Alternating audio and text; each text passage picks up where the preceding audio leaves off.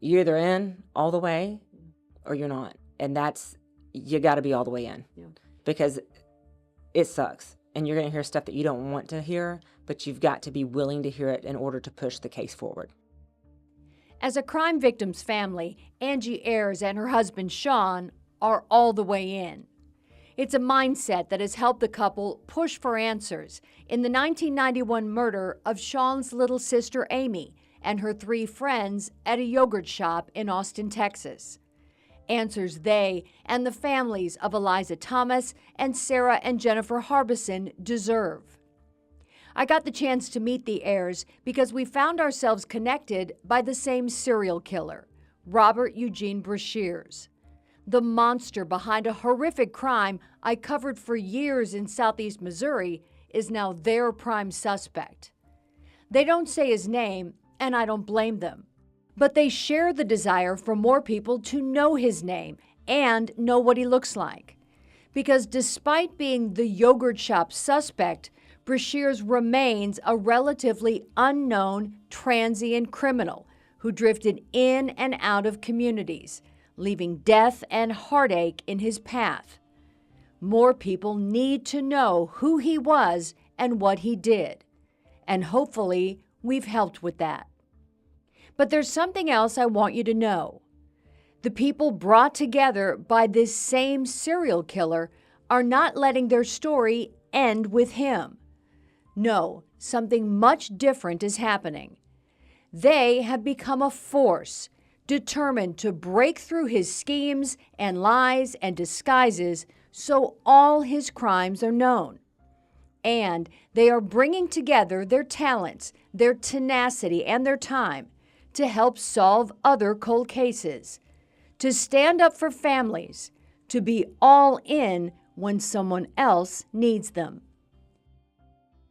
Sean Ayers knows his wife is a fighter, and now he is ready to share that fight with the world. I mean, we've been doing this for so long that, especially her, has a tremendous amount of knowledge Oh, I bet. on it. That ain't for her to keep anymore.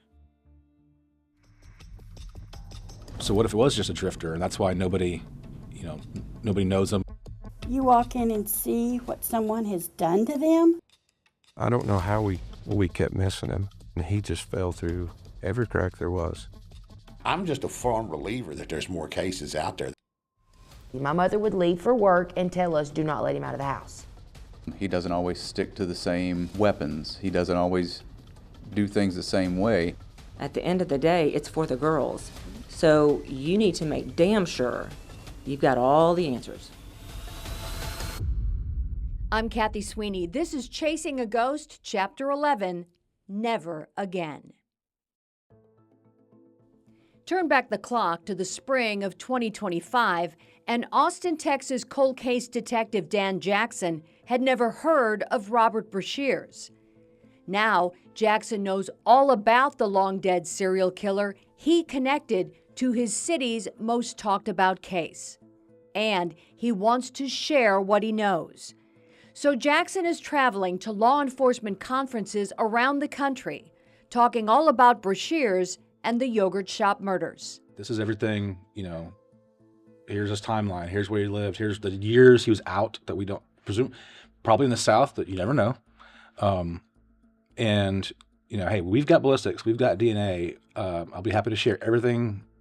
Jackson is ready to compare notes, share evidence, do whatever it takes to uncover any other crimes committed by Brashears. It's always been a sexual assault component to it. But there's different ruses in between, whether it's a robbery or home invasion or, just random acts of violence.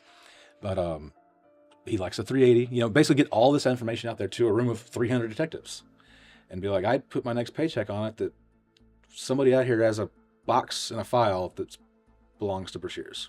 But we're here to help you, and, there's cases out there. So it's just really getting the word out. One conference already set on Detective Jackson's calendar, the 2026 SEMO Major Case Squad Homicide Seminar, set for September in Sikeston, Missouri. Sikeston is just a half hour south of my home base in Cape Girardeau, and it's a conference I'll be at myself, speaking on the relationship between law enforcement and the media. And Jackson won't be coming to our conference alone. He'll be joined by Sean and Angie Ayers, who know everything there is to know about Austin's yogurt shop case. This case is extremely frustrating, and I don't believe anyone understands the frustrations of the ins and outs except for our families because they've been through it. The Ayers also know how Robert Brashear's entrance into the case changed their pursuit of the truth. Now that they know Brashear's DNA was found under the fingernails of Sean's 13-year-old sister, Amy, the couple wants to know why he was at the yogurt shop that night and where else he went looking for his victims. Did he go to another yogurt shop? Was his thing yogurt shops? Was it shopping centers? Did he look for young girls working in the back?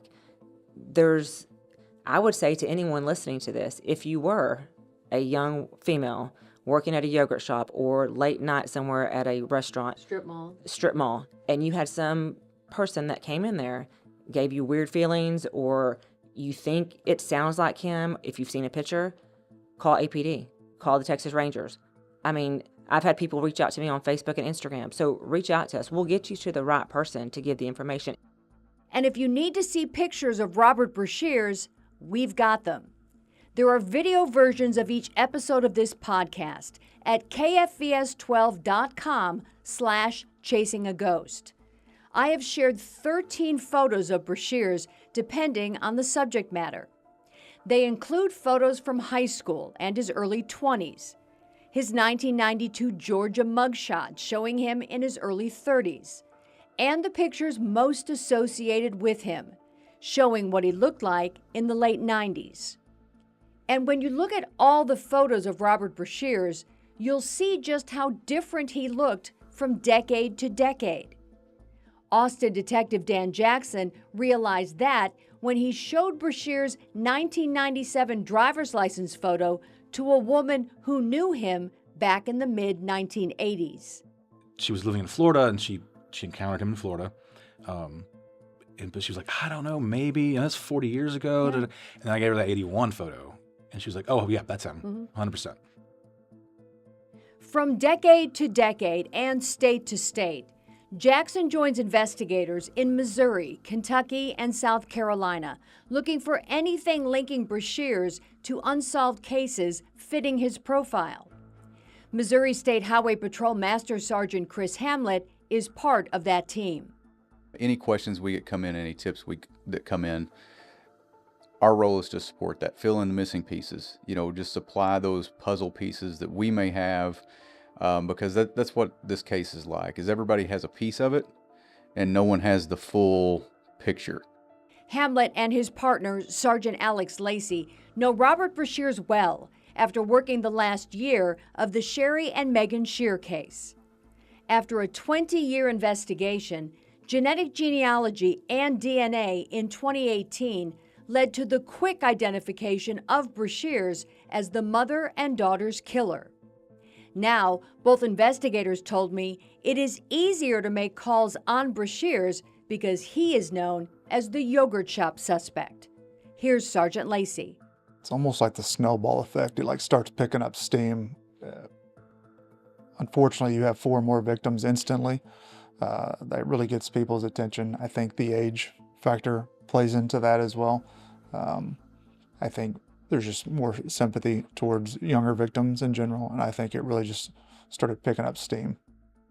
Speaking with Hamlet, Lacey, and Dan Jackson, it's clear they have all connected, not just over a common killer, but over the rush that happens when an older unsolved case suddenly speeds toward the finish line.